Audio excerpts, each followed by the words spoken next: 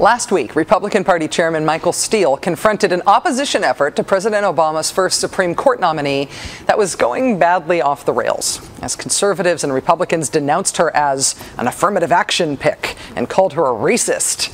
Mr. Steele tried to call a halt to the right-wing political self-immolation, saying on Bill Bennett's radio show that Republicans should acknowledge the historic aspect of Sotomayor's nomination and make only substantive, cogent, classy arguments against her. I know that a lot of folks want to do the knee-jerk, let's start slamming and ramming, but I think we really need to take a step back from this.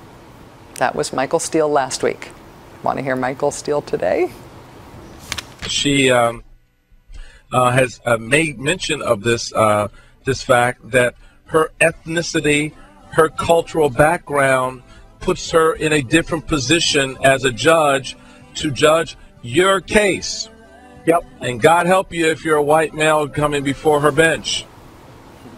God help you, white guys.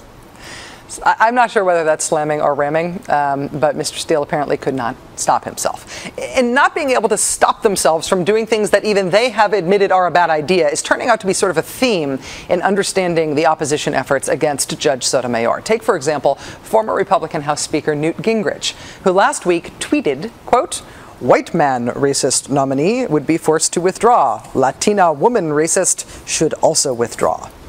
A week later, Mr. Gingrich neutracted his charge of racism, saying in a column, quote, "The word racist should not have been applied to Judge Sotomayor as a person."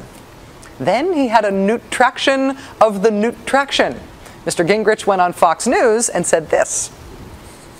It's clear that the quote is clearly racist. It's like he just can't stop himself. Then there was South Carolina Republican Senator Lindsey Graham, who met with Judge Sotomayor this week and had this to say about her after their meeting. My criticism about her comments and the speech that she gave wasn't that I think that this lady is a racist. I don't. And the reason I don't is because all the people who've worked with her throughout her life, all of the people who agree with her and disagree with her, no one's ever said that about her. There's no evidence of that. Okay. Start of the press conference he's maintaining. But then as the press conference wears on, his resistance fails and he can't stop himself. Being an average, everyday white guy, does it make her better than Roberts or Alito? That's not exactly makes me feel good to hear a sitting judge say that. I think she does have the intellectual capacity to do the job, but there's a character problem, there's a temperament problem. There's a character problem. There's a temperament problem. And as a white guy, I mean, how could a white guy vote for a judge like that? Yeah, clearly the character and temperament problem also prevented her from ever really making anything of herself, right? Then there's Manuel Miranda, a caricature of the guy you do not want to be heading up your interest group, who is heading up the conservative interest group opposing Judge Sotomayor. Fresh off his latest stint, heading a group called the National Coalition to End Judicial Filibusters, Mr. Miranda has been calling for a judicial filibuster of Judge Sotomayor. That said, despite trying awkwardly to lead the opposition to her, he also told reporters this week, quote, "I am pretty confident that as things stand now, this nominee will be confirmed." Still, though, filibuster her anyway. We can't really help ourselves. Joining us now is Maria Teresa Kumar, who is Executive Director for Voto Latino. Maria Teresa, thank you very much for joining us. Thank you for having me, Rachel. We keep hearing Republican leaders and conservative activists saying that they are rejecting attacks based on race about this nominee. And then it seems to me like they can't help themselves and they just slide back into it. Is that how you see it? Well, I think they're consistent. They do one thing and then are actually doing another, so they're consistent.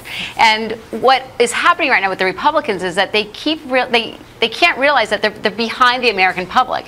The American public is incredibly wanting her, that her support numbers are above the roof, and they're saying, you know what, America is diverse and we support her. The Republican Party, on the other hand, keeps scratching their head and they're still trying to figure out what they should do next.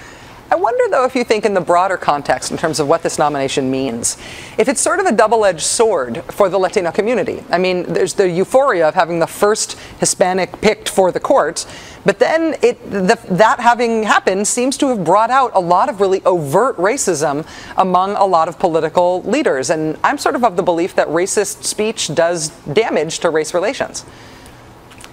I think it does, Rachel, but again, when you look at her poll numbers, I think what we're finding is that the politicians are way behind the ball once again. First, if you recall last year around this time, people were saying that we would never elect a black president. Well, the American people, they proved the politicians wrong. And I think the same thing with Sotomayor, the fact that she has such overwhelming response and support from Americans. The fact that she happens to be Latina, I think is something that people are prideful of, definitely, but more saying, you know, she's American and she holds the letter of the law to its standard, and more importantly, she's the best qualified.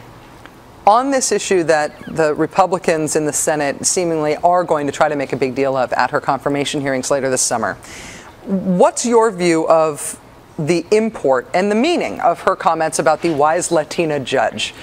Conservatives we know are going to try to make hay from that. How do you interpret them?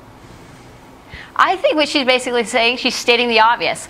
Whenever one of us goes into a room, we immediately make judgments. If the person is black, if the person is a female, if the person is Hispanic, if the person is white, we already make those judgments. And she was basically being honest and saying, I'm a Latina woman. I'm not going to run away from it. And this is how it actually does.